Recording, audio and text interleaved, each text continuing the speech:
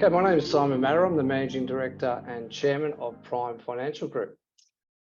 So today, let's start with who we are. What's Prime all about? So first of all, we are a firm operating across 4 key areas, being accounting, wealth, corporate advisory, and SMSF.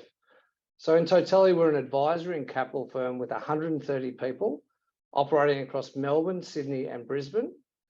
And we run a centralised services structure out of Melbourne for IT, finance, HR, and marketing. And this has allowed us to scale our firm in particular over the last 4 to 5 years. But our overall purpose is all about empowering our clients and our team to achieve their aspirations. Let's talk a little bit about the financial highlights for 2022. So impressively, the team were able to deliver a 15% increase in underlying EBITDA, an 18% increase in revenue. That's all been organic revenue growth.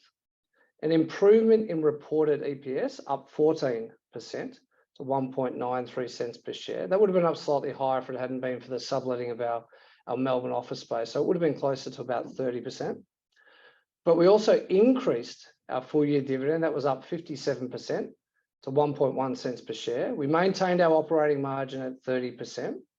We reduced our debt by 26% to about 0.7 times underlying EBITDA, or debt of $5.2 million. And we continued to increase or improve our operating cash flow. It's actually up now almost 4 times from 2019, but it was up 11% to 6.1 million in 2022. Impressively, since we have repositioned the business in 2018, Prime has had consistent growth across all of our key metrics. So underlying EBITDA has increased from about 3.7 million in 2018 to 7.8 million in 2022. The reported profit after tax has gone from a loss to a profit of 3.8 million in 2022. EPS has gone from 0.77 to 1.93 cents per share. The dividend has increased. It's increased to 1.1 cents per share in 2022, up from 0.7 in 21 and 0.45 in 2020. And the share price has increased from 12.5 cents in 2018 to 17 cents on 30 June 2022. But today it's currently around 24 cents. So how are we growing this firm? So our goal is to increase our revenue from 26 million to 50 million over the course of the next 3 years. We're going to do that across 4 key areas from both an organic and inorganic point of view. And recently, in fact, actually on the 4th of October, we completed an acquisition, which I'll talk a little bit about in a moment.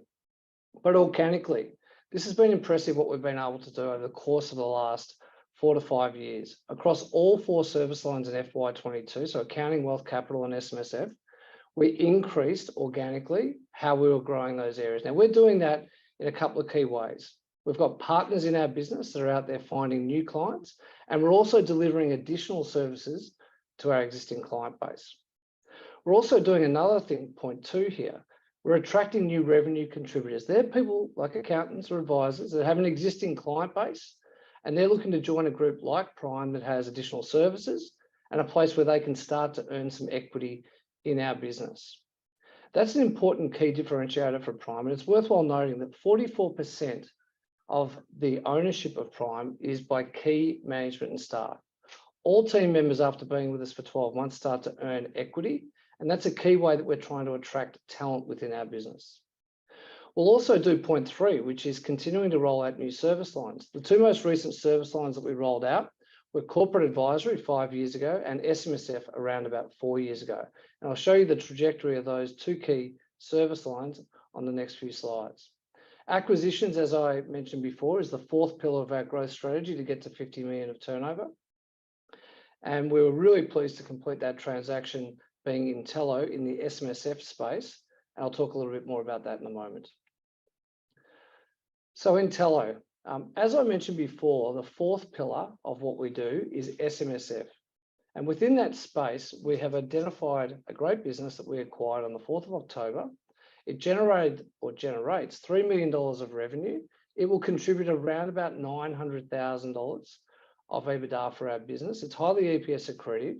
The purchase price was 4.6 million, with 70% paid up front and 30% in the 12 months following.